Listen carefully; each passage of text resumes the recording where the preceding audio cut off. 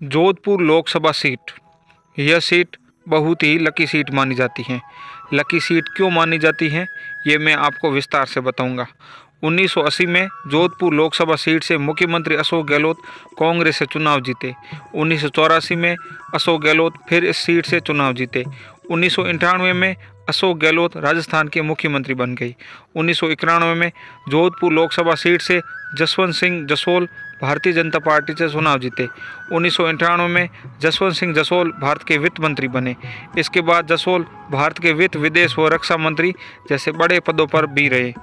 2009 में जोधपुर राज परिवार की पूर्व राजकुमारी बाईसा चंद्रेश कुमारी जोधपुर लोकसभा सीट से कांग्रेस से चुनाव जीते। बाईसा चंद्रेश कुमारी केंद्रीय कैबिनेट मंत्री बने। 2014 में गजेंद्र सिंह शेखावत भाजपा से जोधपुर लोकसभा सीट से चुनाव जीते। शेखावत केंद्रीय कृषि राज्य मंत्री बने। 2019 में दूसरी बार जोधपुर लोकसभा सीट से फिर गजेंद्र सिंह शेखावत चुनाव जीते। इस बार केंद्रीय कैबिनेट जल शक्ति मंत्री बने।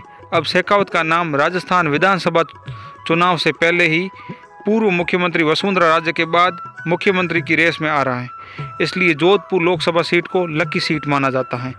ऐसा भी कहा जाता है कि जोधपुर लोकसभा सीट से चुनाव जीतने वाला प्रत्याशी राजनीति के ऊपरी शिखर तक जाता है। 2019 के लोकसभा चुनाव में अशोक गहलोत ने किस्मत आजमाते हुए अपने पुत्र वैभव गहलोत को राजनीति में उतारा। वैभव गहलोत को जोधपुर लोकसभा सीट से कांग्रेस प्रत्याशी बनाया। इस चुनाव में वैभव गहलोत बीजेपी प्रत्याशी गजेंद्र सिंह के सामने बुरी तरह से हार गई। कांग्रेस जोधपुर लोकसभा सीट से लगातार 2 चुनाव हारी है। 2014 में कांग्रेस ने पूर्व राजकुमारी संद्रेश बैसा को प्रत्याशी बनाया। संद्रेश बैसा की भी हार हुई। 2 बार लगातार हार होने से इस बार कांग्रेस जोधपुर लोकसभा सीट से मजबूत राजपूत प्रत्याशी उतारने की तैयारी में है, जिसमें सबसे आगे नाम आ रहा है राजस्थान सरकार के राज्य मंत्री मानवेंद्र सिंह जसोल का। सूत्रों के हवाले से खबर मिली है कि मानवेंद्र सिंह की जोधपुर लोकसभा सीट से चुनाव लड़ने की इच्छा है। मानवेंद्र सिंह के पिता जसवंत सिंह जसोल इस सीट से पूर्व में भाजपा से सांसद भी रहे हैं। जोधपुर लोकसभा क्षेत्र राजपूत बाहुल्य हैं। मानवेंद्र सिंह जसोल मारवाड़ राजपूत समाज के एक बड़े नेता माने जाते हैं। मानवेंद्र सिंह के पिता बीजेपी के संस्थापक भी रहे हैं। जसवंत सिंह का 2014 में बीजेपी ने टिकट काट दिया था, जिससे जसोल परिवार बीजेपी से नाराज हो गया था।